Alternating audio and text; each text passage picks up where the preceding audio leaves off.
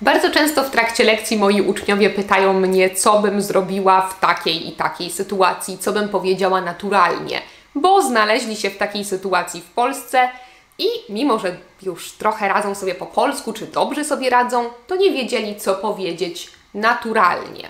Tak, jak powiedziałby to Polak. Bardzo dobrze Was rozumiem, bo sama mieszkam w innym kraju na co dzień i mimo, że znam języki, to kiedy jestem na przykład w łazience publicznej i ktoś puka do drzwi, to nigdy nie wiem, co odpowiedzieć. Więc dzisiaj chciałabym pokazać Wam w tym filmiku kilka takich sytuacji, które zdarzają nam się na co dzień i zwrotów, których używamy wtedy naturalnie w Polsce. Mam nadzieję, że ten filmik Wam się spodoba i że będziecie mogli mówić po nim jak prawdziwi Polacy. A jeśli jeszcze mnie nie znasz, to ja mam na imię Ania, jestem nauczycielką języka polskiego jako obcego, a to jest Płynnie po polsku kanał i podcast również. Dla tych, którzy nie wiedzą, mam też podcast dla osób, które uczą się języka polskiego jako obcego.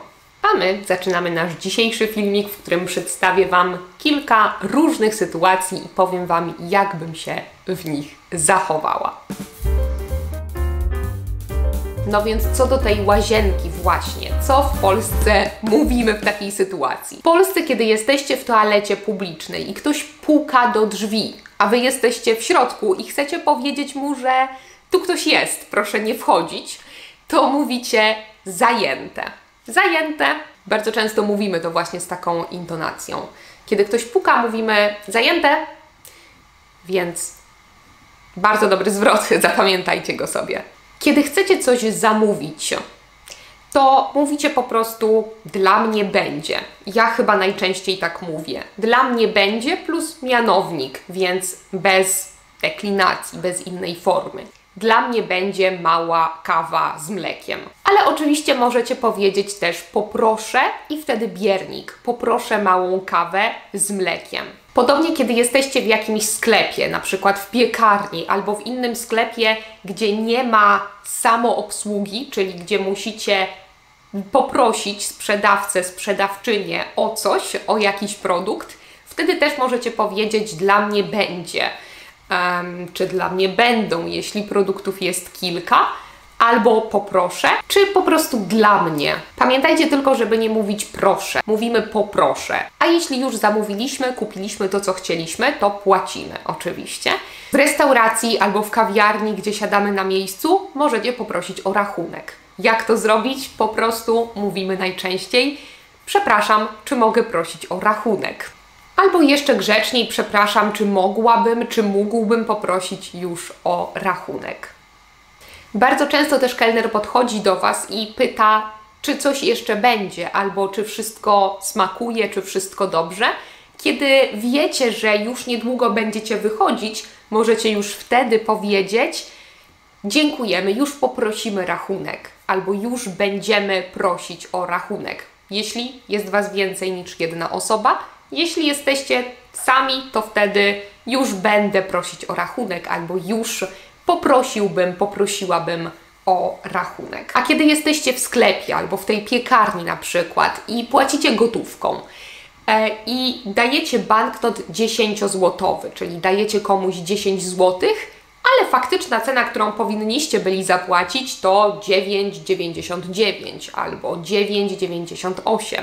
Ale ten groszy, te 2 grosze już na nic się Wam nie przydadzą i chcecie powiedzieć, żeby sprzedawca czy sprzedawczyni zatrzymał te pieniądze, żeby nie dawał Wam tej pozostałej kwoty. Po polsku nazywa się to reszta, a ta czynność, ta akcja to wydawać resztę. Kiedy dajecie 10 zł, to sprzedawca czy sprzedawczyni wydaje Wam na przykład 2 grosze reszty. Wydaje Wam grosz reszty.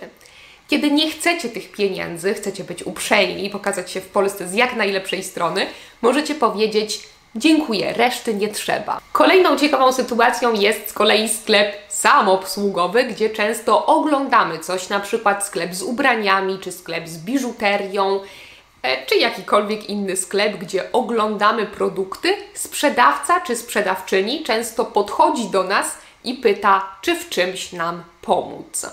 Bardzo często chcemy jeszcze trochę popatrzeć, bo nie jesteśmy pewni, czy w ogóle chcemy coś kupić w tym sklepie. Co wtedy zrobić w Polsce? Ja zawsze mówię: dziękuję, jeszcze sobie pooglądam. Albo coś podobnego. Dziękuję bardzo, najpierw jeszcze sobie pooglądam, najpierw trochę sobie pooglądam i wtedy jest ok. Sprzedawca, sprzedawczyni rozumie, że jeszcze nie potrzebujecie pomocy. Najczęściej odpowiada wtedy: dobrze, jestem tutaj, jakby potrzebowała mnie Pani, potrzebował mnie Pan, to proszę pytać o pomoc. A co zrobić, kiedy Polak albo Polka życzy Wam miłego dnia, czy miłego wieczoru, czy miłego czegoś? Mamy takie magiczne słowo, które nie wszyscy znają, mówimy wtedy nawzajem albo wzajemnie. Miłego dnia. Dziękuję bardzo, nawzajem. To znaczy Pani, Panu też, Tobie też. Nawzajem to dość uniwersalny zwrot. Kiedy ktoś życzy Wam wesołych świąt, też możecie powiedzieć dziękuję i nawzajem wesołych świąt. I to tyle, jeśli chodzi o te dzisiejsze sytuacje. Jeśli macie jakieś pomysły na inne sytuacje, to znaczy chcielibyście dowiedzieć się, jak reagują Polacy w innych sytuacjach, które zdarzają Wam się na co dzień, to dajcie mi znać w komentarzu. Bardzo chętnie zrobię drugą część tego filmiku z innymi przykładami takich sytuacji. Ale pamiętajcie, że jeśli chcecie brzmieć naturalnie, tak jak Polacy, to musicie zapisać się na mojego Patreona. Na Patreonie publikuję więcej dodatkowych materiałów i na Patreonie mamy naszą grupę na WhatsAppie, więc jeśli jesteście w takiej sytuacji wtedy, to możecie szybko napisać na grupie na WhatsAppie, a ja bardzo szybko postaram się Wam tam odpowiedzieć, żebyście mogli szybko mieć dobrą odpowiedź, dobrą reakcję. Więc koniecznie zajrzyjcie na Patreona. Link do Patreona jak zawsze w opisie filmiku na dole. Tam też znajdziecie link do moich lekcji, których udzielam z ofertą, którą znajdziecie na mojej stronie internetowej płynnniepopolsku.pl.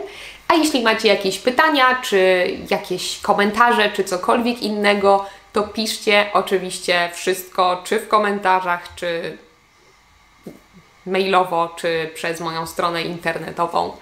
A ja bardzo Wam dziękuję za to, że obejrzeliście ten filmik do końca i do zobaczenia w kolejnym odcinku. Pa, pa!